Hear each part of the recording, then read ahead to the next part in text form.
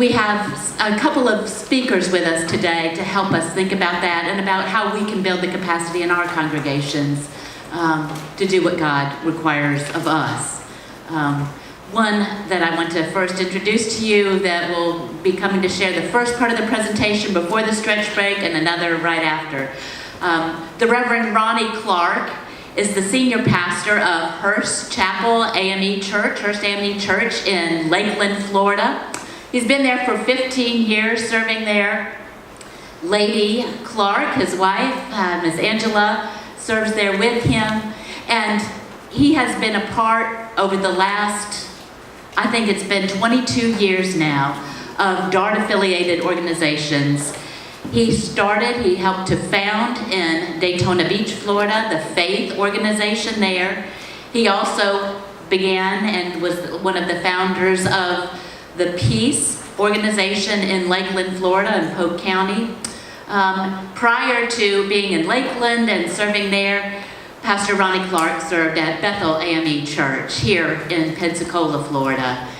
During his time here, he also served on the Escambia County, the school board of Escambia County, and was elected to serve in that capacity.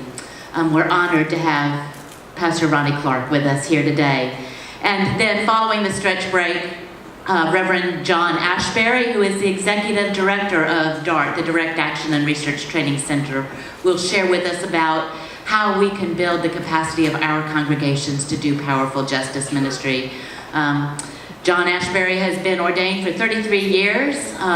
He has served in the DART organization for the last 6 years as the Executive Director, but before that, he served in Columbus, Ohio, where he lives, in the BREAD organization as their lead organizer for, I think it was close to 15 years or more. So we're honored to have both of them here today with us from out of town. Give them a hand and invite Pastor Clark.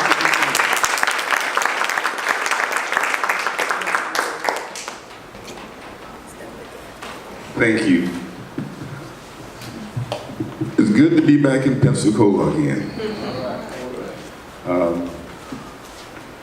And so, get a little housekeeping out of the way first. When we present the text on the screen, I'm going to ask that there be one representative from each table that's prepared to read. And I'm going to ask that representative be prepared to read at least 3 of the texts. And so while you prepare, you can select that person at your table who will be your reader. Okay?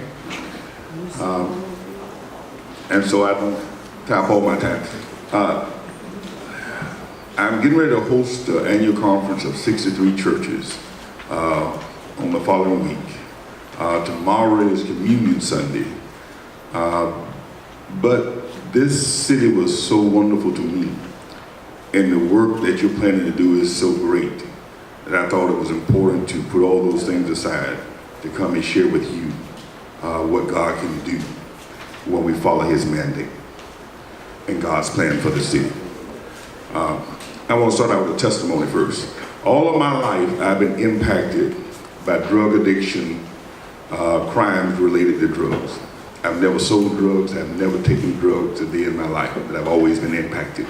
Every city I went into, I've had family members who lost their lives with addiction. I've had my residence broken into, people who were addicted, trying to find a way to feed their habit. I prayed with many members in the congregation through prayer, trying to help them break the cycle of addiction, often with no positive effects. When I came here, drugs was a major problem, and it led to a problem between the residents and the police. When I left here and I went to Winter Haven, it was called the meth capital of the U.S. And so while I was there, I had many of my congregants come to me and same problem. Pastor, my child's on drugs. I'm dealing with this. My son's taking everything out the house, and how do I deal with it? And in every city I went to, the only answer we had for addiction, which we now consider a sickness, was either lock them up or allow them to continue in the community till they came to a bad end. And so I had felt hopeless all my life in dealing with drug addiction and the crime and the carnage that it caused. But when I got there, we started to work, and with the peace organization in Polk County, we did our house meetings, and we came to a conclusion that we had to do something about drugs and crime. And so when we had our problems assembly, I got about 200 of my parishioners. We went to the problem assembly, and we came up with drugs and crime as one of our issues that we would work on. And we came to the conclusion that the best method to deal with drugs and crime was to do a rehab center, long-term, so people get rehabilitation instead of being locked up. At that time in Polk County, there was not one place that a person could get rehabilitation except in the jail, in the justice system. And so in order to get rehabilitation for drug addiction, you had to go to jail. And so we decided that we were going to make our city better. And so as a community of faith, we came together, the peace organization. We went from places to places, studied places that had drug rehab centers. We went to Daytona Beach, we went to Fort Myers, we studied it. We came out with the best case scenario. We had already put together a system where we had a half-cent tax initiative where $36 million a year were being given to indigent health care. So we decided that the money was there, so now we were going to deal with our fissures, that we got to find a way other than locking people up so that we can deal with drug addiction. And so we met with our county commissioners, we met with our sheriff, we spoke truth to power. Our sheriff committed a building worth $4.3 million to house a rehab center. And then we had to deal with our commissioners. They had money that was already in place for indigent people, but they didn't want to release it. And so we had a Nehemiah action with almost 2,000 people there. And when we spoke truth to power, when we left the Nehemiah action, the commissioners agreed that they would fund the rehab center. I can tell you now that in Polk County, we have a drug rehabilitation center, 50 beds long-term for women, 50 beds long-term for men. That was a great accomplishment. That happened because of the work that we do. And so that's my testimony. So I no longer feel hopeless. There is an answer. But we had to find our prophetic voice in order to get the answer. So we're going to begin our text study now.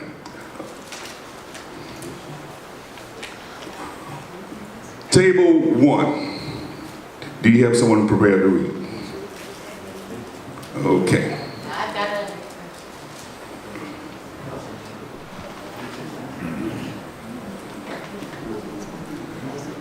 This is the Shema. Hear, O Israel, the Lord is our God, the Lord alone.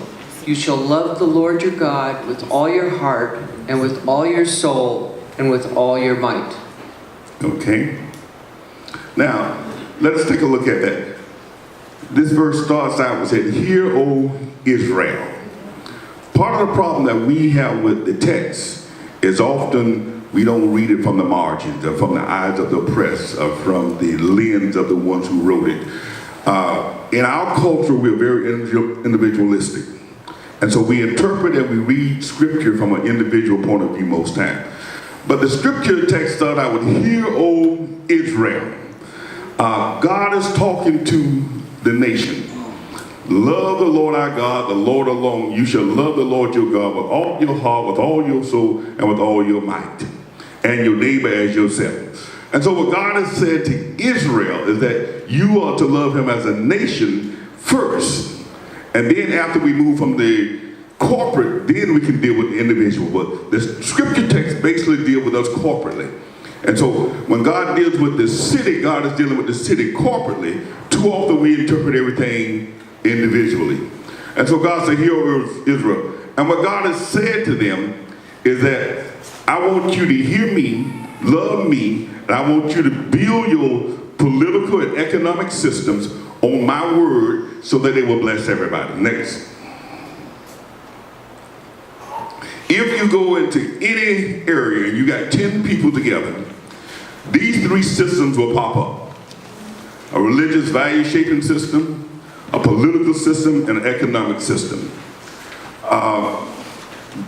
The sociologist said that these systems operate in every venue that you go in. Someone read Deuteronomy 6, 1 through 3 for me, please.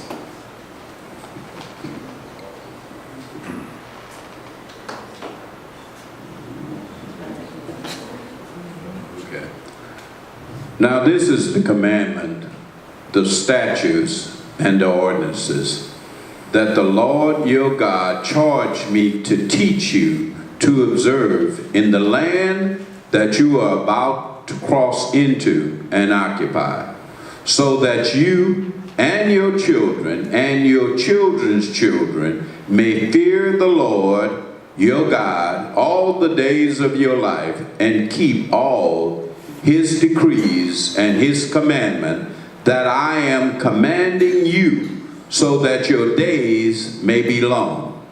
Hear therefore, O Israel, and observe them diligently, so it may go well with you, and so that you may multiply greatly in a land flowing with milk and honey, as the Lord, the God of your ancestors, has promised you.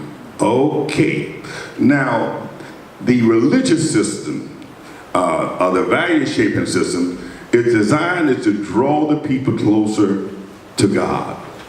Now, in our context, we often think of the religious system as just our communities of faith, but that's not true, because it also shapes the values and how we think. And so, also what's in our religious system, you have your media, and now instead of media just reporting facts, we have opinion media.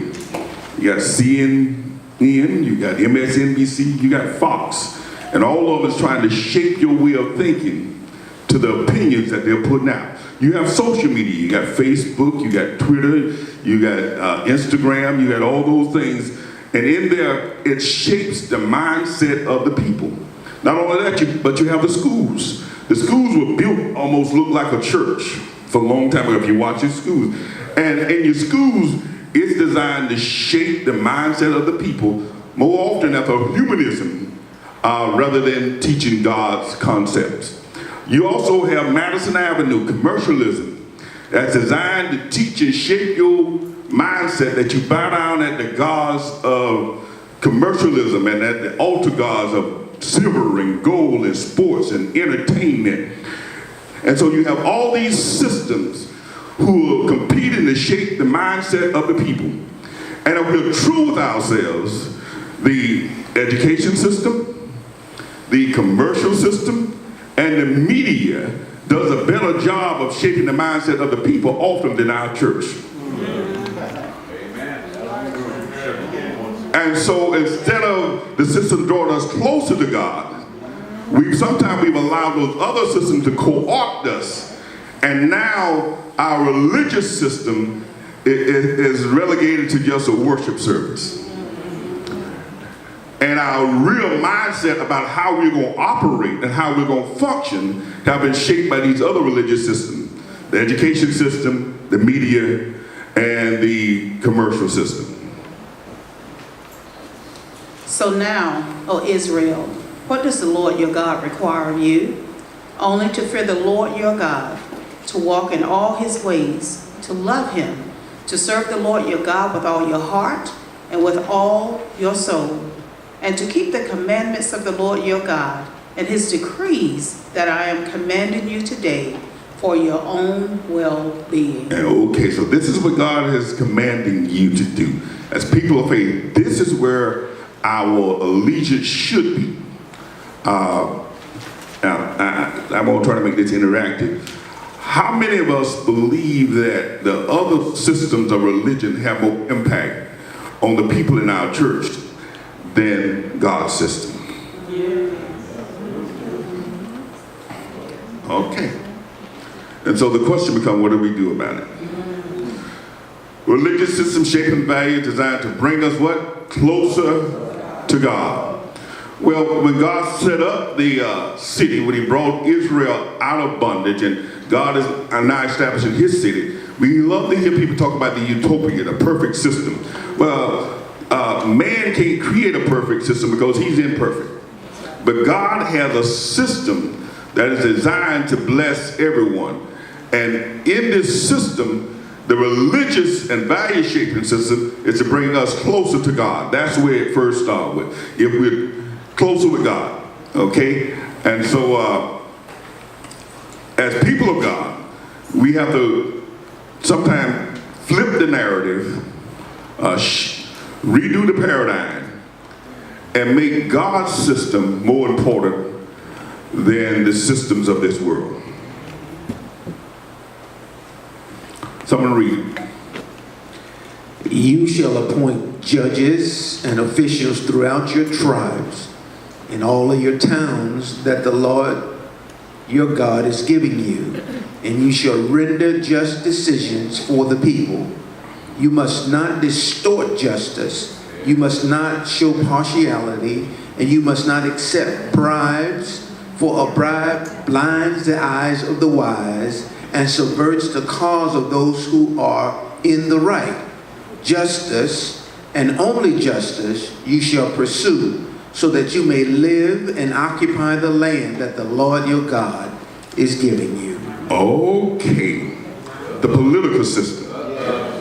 So God is establishing for his people who are going into cities that are going to live in houses they didn't build, that have been in an oppressed state for over 400 years.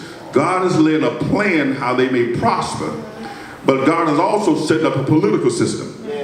Now, one of the things that we have trouble with in our context is that at Madison Avenue and the other systems have convinced the people of God that we have no business dealing with the political system. You find out when you start teaching justice in your churches, some of the first things that people said, why are you being political? Why are you dealing with politics? This is a church. We came in here to hear a word from the Lord. So this is a word from the Lord. Okay, you set them up. And you must not distort justice. You must not show partiality. And you must not accept bribes, for a bribe blinds the eyes of the wise and subvert the cause of those who are right. And so the justice system is designed to make sure that everyone is treated fairly and just. Yes. Now, how many of you in here believe that in this city, the greater Escambia County area, that your justice system is fair? Oh, nobody? No takers? But this is God's system. God is setting up. And so the system is designed, and if it works right, everybody's blessed. It shows no partiality. Do not accept bribes. And therefore, if this is happening, and the people of faith sit alibi and do nothing, it creates corruption. And so the political system is designed by God is to assure that we have justice. Okay, and so a lot of time in our context, that's not working properly. All right, someone read Deuteronomy 17:14-17 for me, please.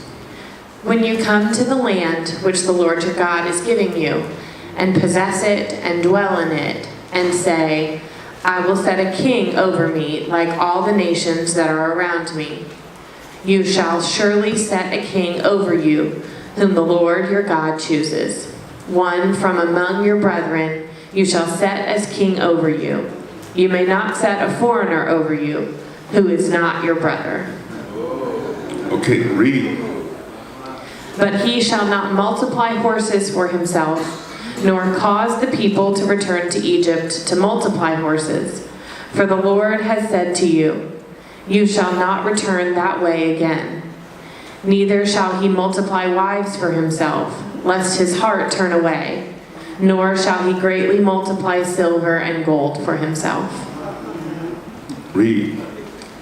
When the Lord your God has brought you into the land that he swore to your ancestors, to Abraham, to Isaac, and to Jacob, to give you a land with fine, large cities that you did not build, houses filled with all sorts of goods that you did not fill, hewn cisterns that you did not hew, vineyards and olive groves that you did not plant, And when you have eaten your fill, take care that you do not forget the Lord, who brought you out of the land of Egypt, out of the house of slavery. Okay, so let's deal with the text. First of all, God is sending them into a great land. And when they get there, God is giving them, they didn't earn it, God is giving them houses they didn't build. They're going to drink from wells they didn't dig, eat from vineyards they didn't plant, and olive groves. And so God is laying out this wonderful place, wonderful city for them. And God sends them in a not-for-profit ownership, but that they may become stewards of that which God has given them. Right? Okay, so stewards mean you're temporarily in possession of somebody else's property. There is a scripture that said, the earth is the Lord, the fullness thereof, and they that dwell there. Is that still applicable? Do the earth really belong to the Lord? As people of faith, do we believe that text? Oh, okay then. If we believe that text, then we believe that we are stewards. And if we are stood, then it is God who is the owner, who has the title deed to earth, that directs how we are to handle the economic system in his plan. And in doing so, he said that the kings were not to multiply greatly to themselves wealth. They were not to take too many wives. They turned their hearts from God and all the other things. But the ideal is so that everyone prospers. Read Deuteronomy 15, 1 through 5. Every 7th year you shall grant a remission of debts. And this is the manner of the remission. Every creditor shall remit the claim that is held against a neighbor, not exacting it of a neighbor who is a member of the community, because the Lord's remission has been proclaimed. Of a foreigner you may exact it, but you must remit your claim on whatever any member of your community owes you. Oh, our idea, he's setting a plan up so that there will be no perpetual poverty among the people, because they are using his assets. Is that every 7th year you should grant remission of debts to your brothers and your sisters who fall on hard time, and they have had to borrow from you or do whatever, so that they will not perpetually be in debt. Because the ideal is that community is more important than the individual. And if you have strong community, you have strong individuals. Read. There will, however, be no one in need among you, because the Lord is sure to bless you in the land that the Lord your God is giving you as a possession to occupy. If only you will obey the Lord your God by diligently observing this entire commandment that I command you today. Okay, here's what God said. God said, if you follow this plan, there'll be no one in need among you, because the Lord will make sure that the land is blessed. When we see that a land that is flowing with milk and honey, and then there is a large portion of the population that is oppressed, broke, hurt, destroyed, it is a sign that we've not obeyed the teaching of God's plan for the city. Now, wouldn't it be wonderful if everybody in the city prospered? Yes. What would it do? It would deal with crime, right? It would deal with a lot of the word that we deal with, right? It creates peace among us. It creates fellowship among the people. And so God has a plan so that there shall be no one among you who has need. Because God wants to make sure that there's fair distribution of God's bounty. Now you got to hear that part. It's a God's bounty. So the reality is that God is still declaring that all that he gives is still his. So he has the right to direct how you handle it. Now I know that we have our own different way of thinking now, but I don't think we've gotten to the point where we can put a plan together that works better than God's plan. And that's why we deal with 6 cities. Because we have tried to improve on and do things in a way that we think is better than God's plan. Someone read for us, please. The Lord your God will raise up for you a prophet like me from among your own people. You shall heed such a prophet. This is what you requested of the Lord, your God, at Horeb on the day of the assembly when you said, if I hear the voice of the Lord my God anymore, or ever again see this great fire, I will die. Then the Lord replied to me, they are right in what they have said. I will raise up for them a prophet like you from among their own people. I will put my words in the mouth of the prophet, who shall speak to them everything that I command. Anyone who does not heed the words that the prophet shall speak in my name, I myself will hold accountable. Okay, God said now, God is still building a system. He said, I'm going to raise up prophets. And the prophet job is to hold the systems accountable. Because these 3 systems have a tendency to become corrupt. Religious value system have a tendency to become corrupt. Economic system has a tendency to become corrupt. Political system has a tendency to become corrupt. So God is building the whole picture of how people can live in a city and prosper and put every piece into place that helps it to work properly. And the prophet becomes an important part of it. And God says that anyone who does not heed the words that the prophet shall speak in my name, I myself will hold him accountable. So the prophet's job is to hold the systems accountable. Read. It was not because you were more numerous than any other people that the Lord set his heart on you and chose you, for you were the fewest of all peoples. It was because the Lord loved you and kept the oath that he swore to your ancestors, that the Lord has brought you out with a mighty hand and redeemed you from the house of slavery, from the hand of Pharaoh, king of Egypt. Okay, let us explain something. We're not exceptional, we just blessed. Sometimes we feel entitled because we think we bring gifts and talents, particularly as a nation. We are not exceptional, we are blessed. We have been what? Chosen. God has said it was not because you were more numerous than other people. The Lord set his heart on you and chose you, for you were the fewest. But the Lord loved you and kept the oath that he swore unto you as he brought you out of the land of Egypt. Read. Know therefore that the Lord your God is God, the faithful God who maintains covenant loyalty with those who love him and keep his commandments to 1,000 generations, and who repays in their own person those who reject him. He does not delay, but repays in their own person those who reject him. Therefore, observe diligently the commandment, the statutes and the ordinances that I am commanding you today. Okay. So the prophet is the holder of the system accountable. The people are to do what? Obey God.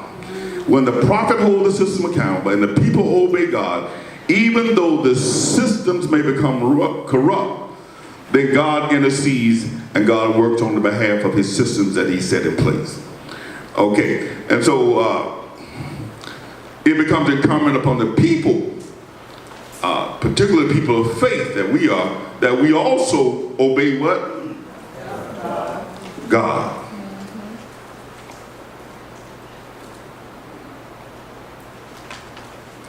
So what went wrong?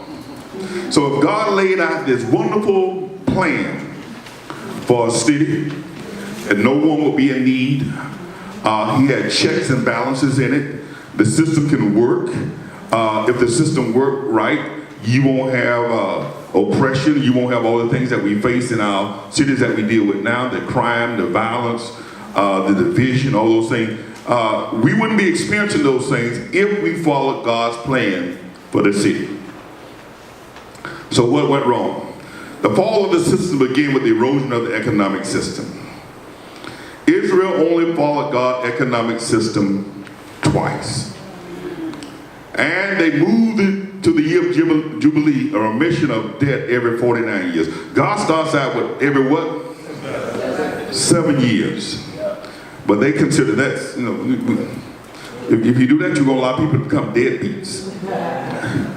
They're going to siphon off you. So they moved it to what? Every 49 years. They wanted a king just like every other nation. Okay? And so when God put them in the city, God blessed them. They began to prosper. They followed the system twice. The system worked. And then they moved away from the system. And it started with the economic system, the erosion of the economic system.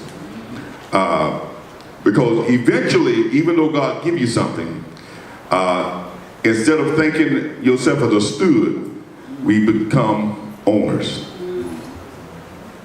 And that's the same problem that we deal with in our context now, our own. And so when we become owners, profits and possessions become more important than people. And so we can allow people to die from not having health care because profits are more important than people. We allow people to walk our streets that are dealing with mental health issues because profits are more important than people. Now, not just a system, but we fall out with people who sit on our cars back up against our vehicles because our possessions are more important than people. What went wrong? Let's deal with it. Read.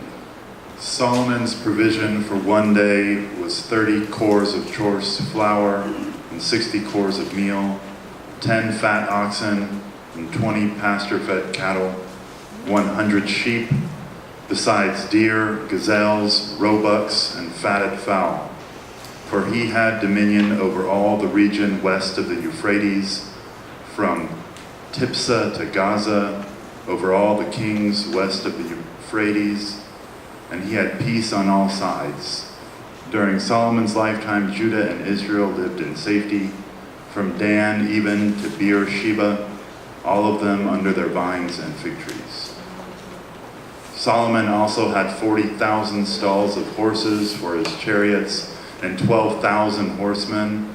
Those officials supplied provisions for King Solomon and for all who came to King Solomon's table, each one in his month. They let nothing be lacking. They also brought to the required place barley and straw for the horses and swift steeds, each according to his charge. Okay, is this in keeping with the plan?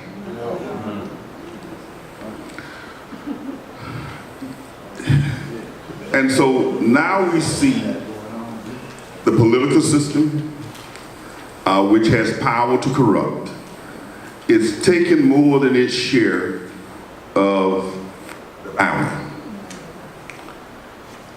And it is strange in our context how we will give more favor to people who have wealth than people who suffer. Right? And so Solomon sets up this extraordinary way of receiving provision for him and his household at the expense of the people. Read. The word of the Lord came to me. Mortal, say to it, you are a land that is not cleansed, not rained upon in the day of indignation. Its princes within it are like a roaring lion tearing the prey. They have devoured human lives. They have taken treasure and precious things. They have made many widows within it. Okay. So the political system created what? Oppression. They made widows. They devoured the resources of the people, all for the king's table. The officials who were designed to make sure that there was justice now had created a system of oppression.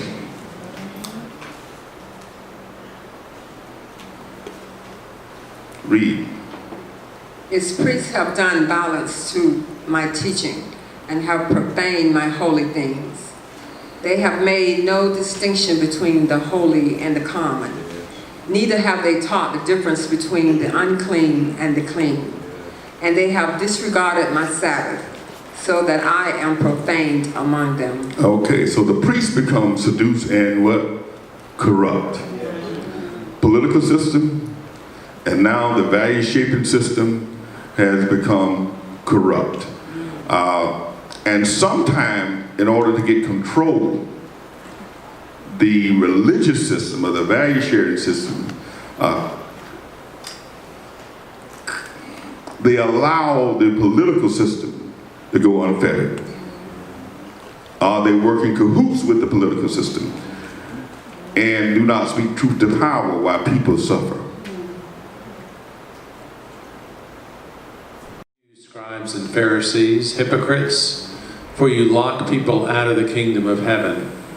For you do not go in yourselves, and when others are going in, you stop them. Okay.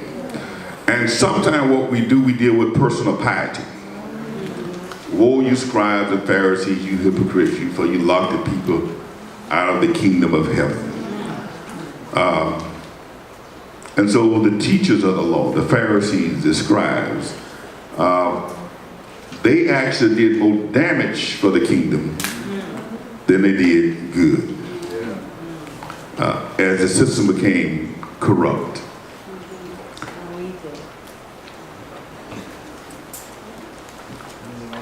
Value-shaping system won't control, right? The Pharisees actually built a connection with Rome to try to help. Long as they were in charge, they had favor to keep the rest of the people who were being oppressed quiet. Now that don't happen in our context. Of course, our religious systems don't try to keep the masses quiet. Read. Its officials within it are like wolves tearing the prey, shedding blood, destroying lives to get dishonest gain. Okay, economic exploitation. And so now the scales of justice have been tilted, when justice really should have been blindfolded, but now justice sees green, black, and all those other colors, as I said on the other night. Now, economic exploitation. And so when the powerful, when the religious system working for control, political system is oppressing, the economic system can now exploit the people. And it makes it seem like there's scarcity, which means that there's not enough. But God's statement, if we follow the plan, that there will be no scarcity. Now, how many of you believe that we have people that go to bed hungry every night in America? Is there scarcity? So why do people suffer, live on the street corners, can't get treatment for mental health, can't get treatment for disease, can't get treatment for health care? Why do we have so many people suffering?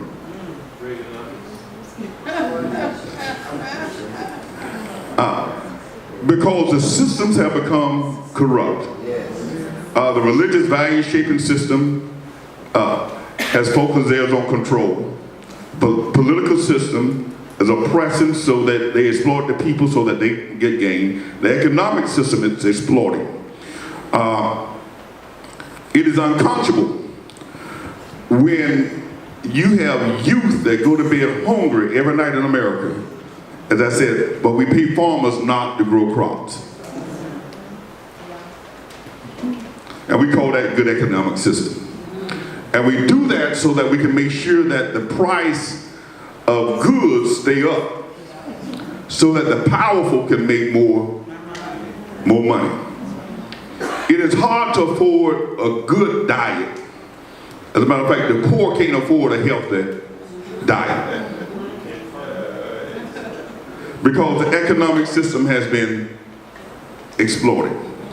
So we take the tax money of the poor and we pay rich farmers not to grow food, so the poor people can't afford it. That's why I said they become like raving lions and wolves. Read. Its prophets have smeared whitewash on their behalf, seeing false visions and divining lies from them, saying, "Thus says the Lord God," when the Lord has not spoken. The people of the land have practiced extortion and committed robbery. They have oppressed the poor and needy and have extorted from the alien without redress. Okay, now the prophets who are designed to hold the system accountable, they've done what now? Smeared and whitewashing. Said there is no word from the Lord on the issues. The people of the land now have practiced extortion, committed robbery, they have oppressed the poor and the needy, and they have extorted from the aliens without redress. So the people turn on each other. These are all the things that happen when we get outside the plan that God has for the city. Is that happening in your city?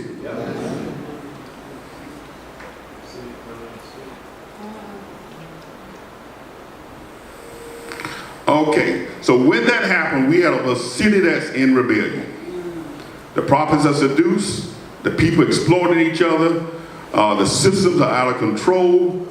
And so how do we correct a system in rebellion? I'm glad you asked, because that's why you're here. Read.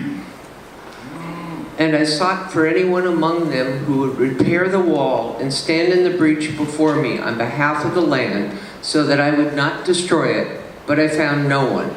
Therefore I have poured out my indignation upon them. I have consumed them with the fire of my wrath. I have returned their conduct upon their heads, says the Lord God. Okay. And so if God's going to bring judgment, if we don't stand in the breach for our communities. And the question becomes, who's willing to stand in the breach? And who's willing to regain the prophetic voice where we speak truth to power? And having a prophetic voice is not easy, because a lot of times the prophets are not liked. You got to take issues and make stands. As pastors, you got to speak truth to power, and you may have officials in your church. People may decline to want to hear your voice of justice because their context may be one that they're doing well, and they feel that's those other people's problem. And so if we're going to follow God's mandate, we have to be willing to stand in the breach. And that's why you're here. But you can't stand alone. You got to have collective power. And when God talks to the community of faith, He's not talking to the Methodists, the Baptists, the Pentecostals, the Presbyterian, because God don't see labels. God deals with us as a whole, as the people of God. And all of us have a responsibility to stand in the breach, because the system that God has created so that there will be enough for everybody is being exploited. And the only way it changes is that we, are the people of God, have to stand up and stand in the breach. And I want to read one last thing before I take my seat, because I think I'm about over time.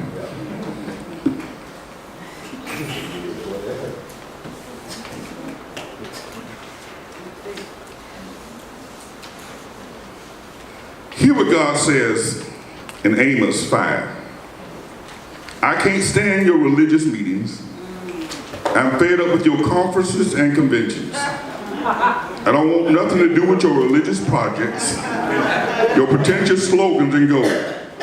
I'm sick of your fundraising schemes, your public relation image and making. I have had all I can of your noisy ego music.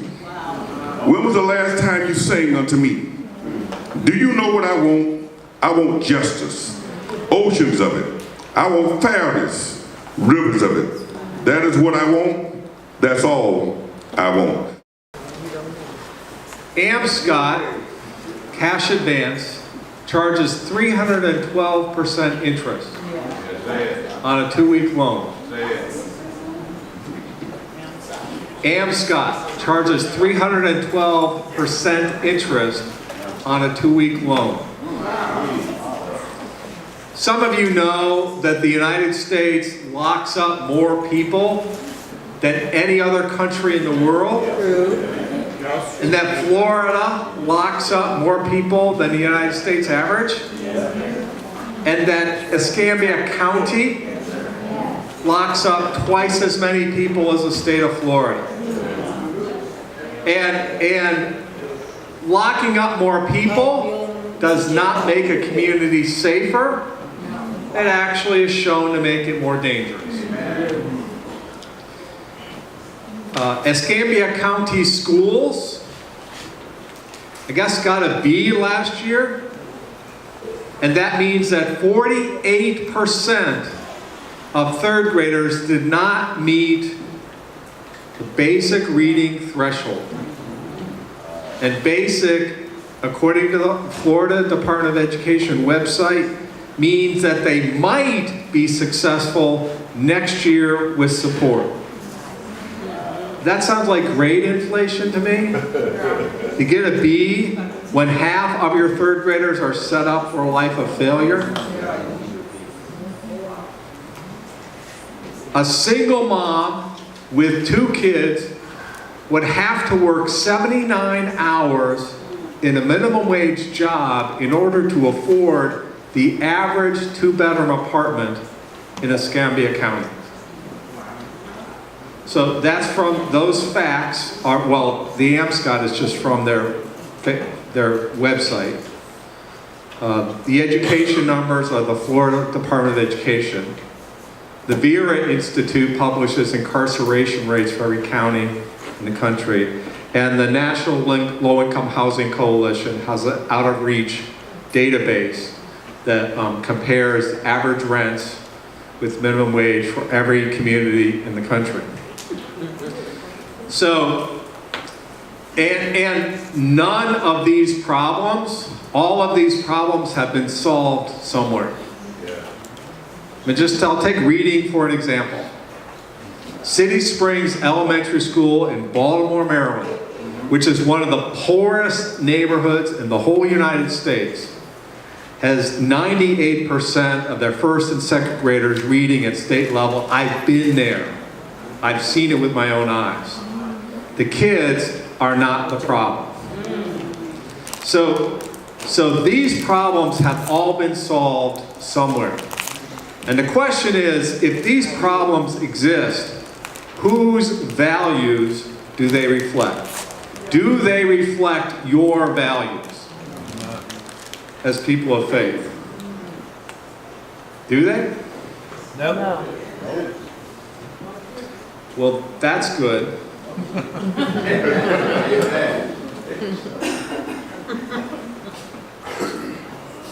And maybe there's some of these other things.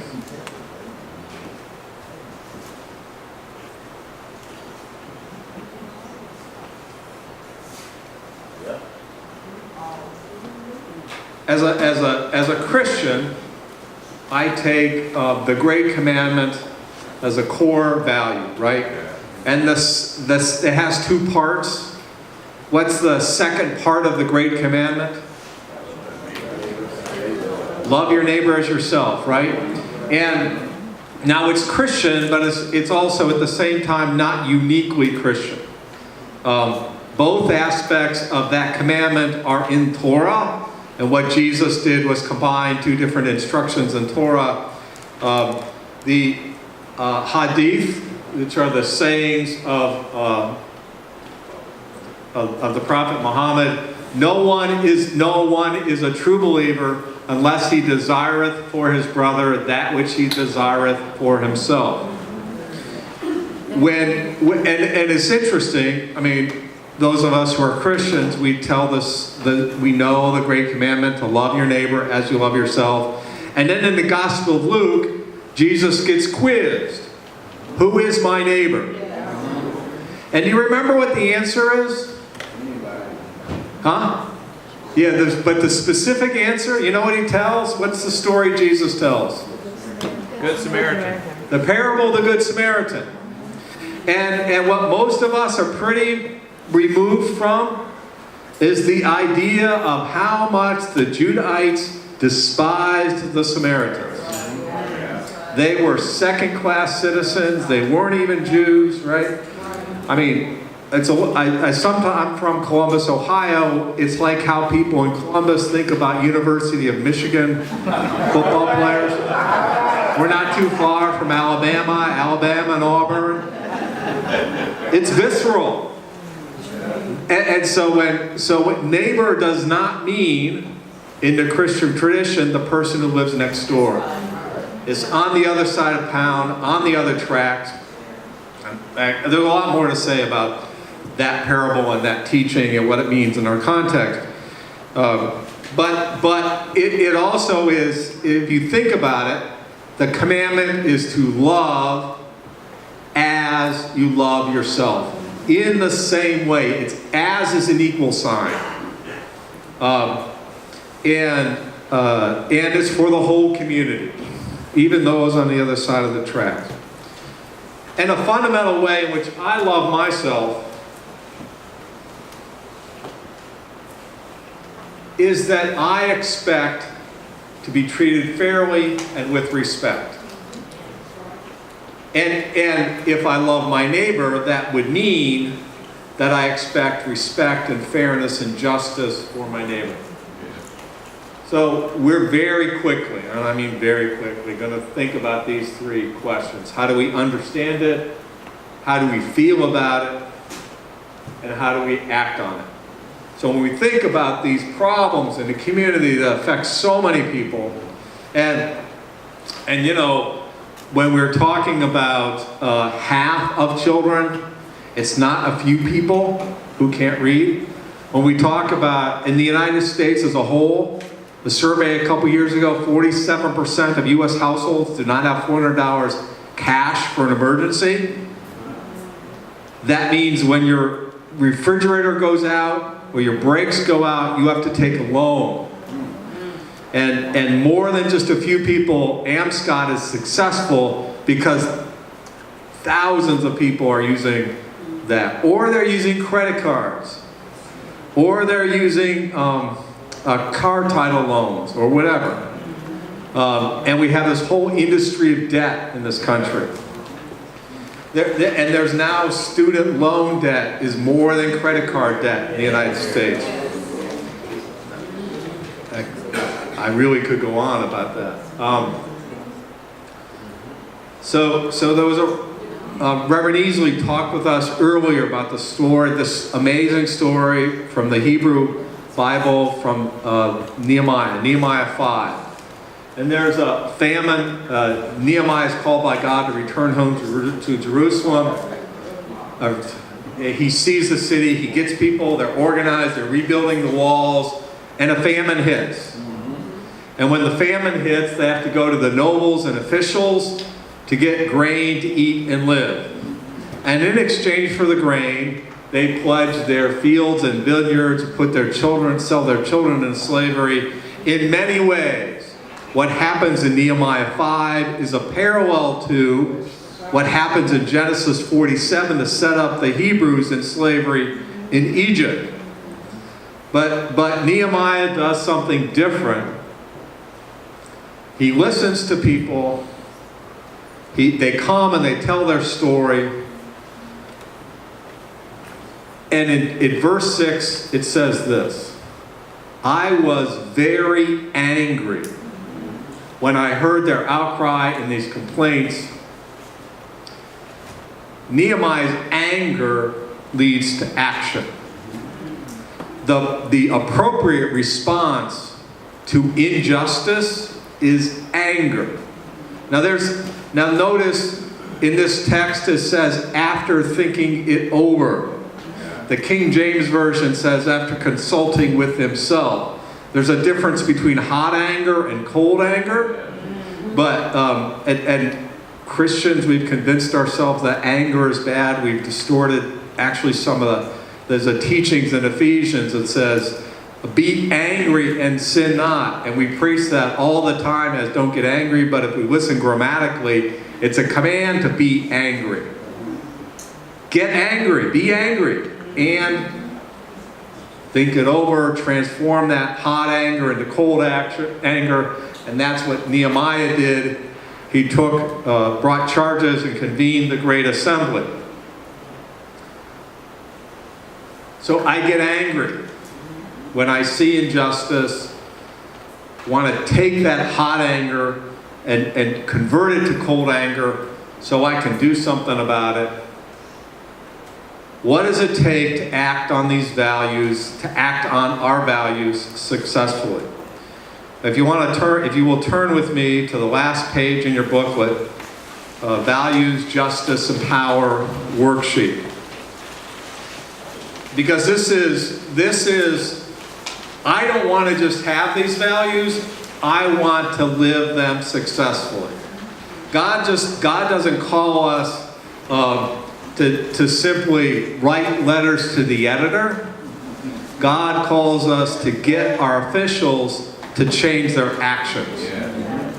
So what's it going to take to do that?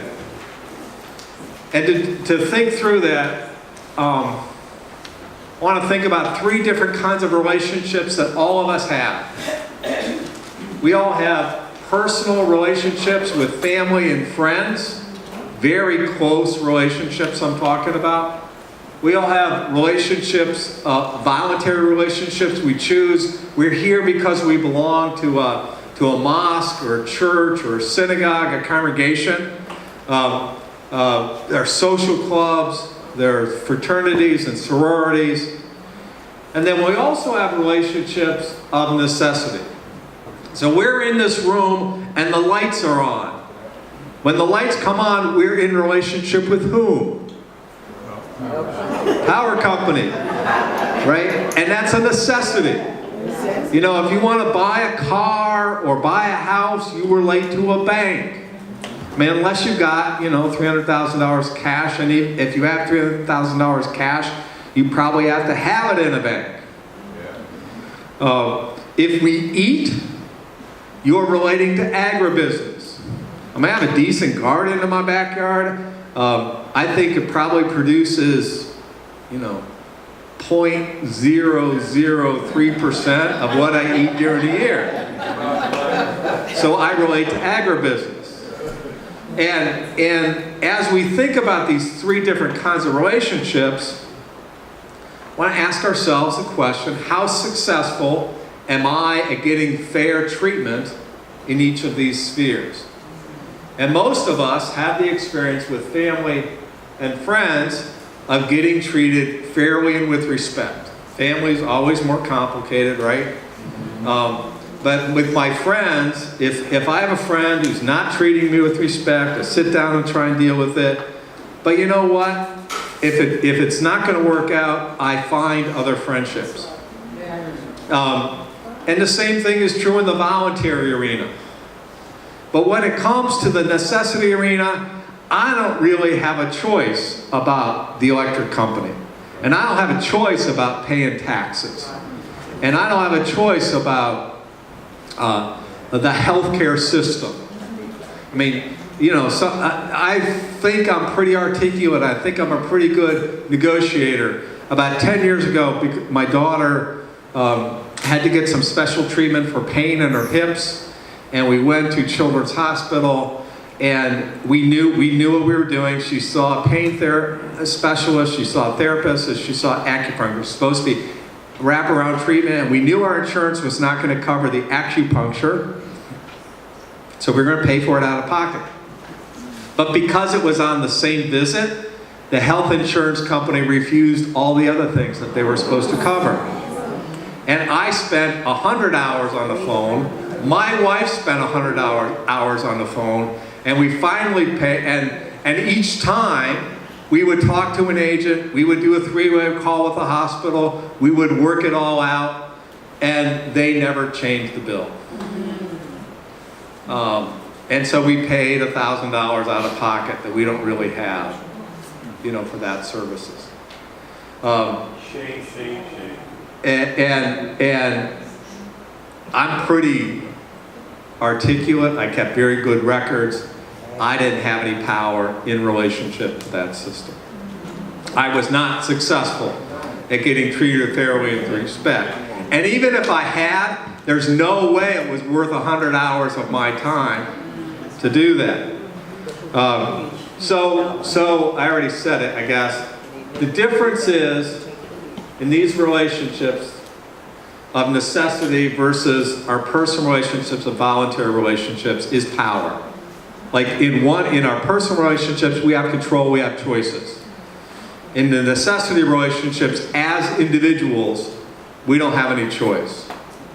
And most of these institutions out there, healthcare, criminal justice, IRS, government, most of them, all of them that are up there, get their power from money.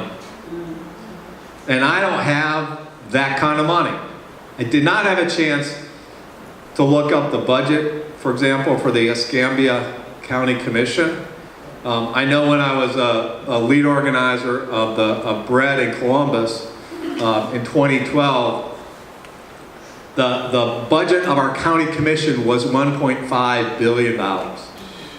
And if you looked at, we had 50 congregations in the organization at that time, and we looked at each congregation and their budget, we added them up, and it was collectively $40 million, which kind of sounds like a lot of money, except compared to 1.5, it's not much. And those church budgets, pastors, raise your hand, you know what I'm gonna say, it's not liquid capital. It's tied up in buildings and staff and programs. It's not something you can move around. And at the very same time, the CEO of Abercrombie & Fitch that year got $44 million in total compensation. So we do not have money power. I mean, unless Pensacola is really different. So we have to do something different. We have to do what Nehemiah did, is to organize large numbers of people. That's the source of power we have. And we are in a, as Reverend Clark said, a consumer society. Everybody understands how money power works. We know that people with a lot of money make lots of campaign contributions to get government to do what they want. They'll offer people jobs. They'll hire their brothers or sisters or children for jobs. Sometimes they'll make flat-out bribes. That happens too. And we can't do that. But what we can do when you do get large numbers of people together, when peace got close to 2,000 people, you had the ability to confer or take away legitimacy of the people in power. And the people in power need the folks to go along so that they can get along. And when you start to organize, you will signal that that's no longer the case. That's what it takes to build and use power to stand up for our values in the community. That's what it means to stand in the breach. That's the way in which you can make a difference and change some of these brutal facts about your community. That's what we as people of faith are called to do, to stop acting powerless, to stop shutting down our own voice, to stop ignoring the way things are.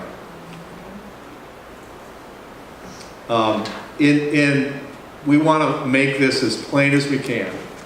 In the dictionary, power is often defined as the ability to act or the ability to influence. And when you get to that necessity arena, what does that mean? Well, it means the ability to help or hurt. That's how you influence someone, When my oldest daughter was in high school and she was smart and she's brilliant, she has good values, and her bedroom was a mess. Being a role model made no difference.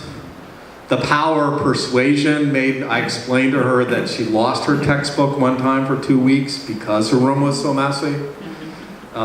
Physically dangerous. I stepped on something under a pile of clothes once, putting her to bed.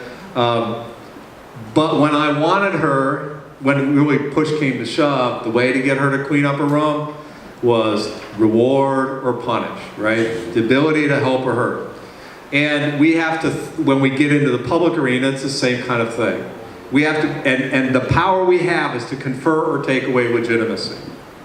And so an official that ignores 1,000 people or 2,000 people puts their own future on the line, whether they're elected or not. It's not even really about votes. I was in a meeting in Lexington, Kentucky with another 2,000 people pressing Mayor Jim Gray, who was running for another office. And to be honest, there were 2,000 people in that room, and 800 or 900 were going to vote for him anyway, because he was kind of their hero. So there might have been 400 or 500 votes, and there were probably 600 or 800 who was going to vote for his opponent.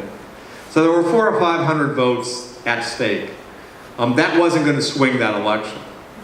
But what had the potential to swing it is whether he was the legitimacy conferred or taken away, by that meeting. And so he said yes to implementing a proven crime solution that doesn't target the whole black community, but targets specific gang members. So we need to build that kind of power. Read Nehemiah 5. It's a really great story. I just want to get to one part, maybe.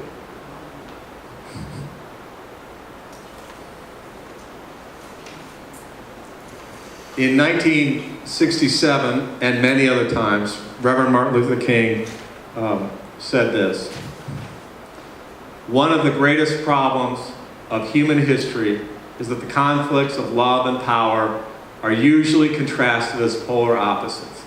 Love is identified with the resignation of power, and power with the denial of love. What is needed is a recognition that power without love is reckless and abusive, and that love without power is sentimental and anemic. Power at its best is love implementing the demands of justice. Justice as its best is love correcting everything that stands against love. Let's get to work. Let's build some power so we can do some justice.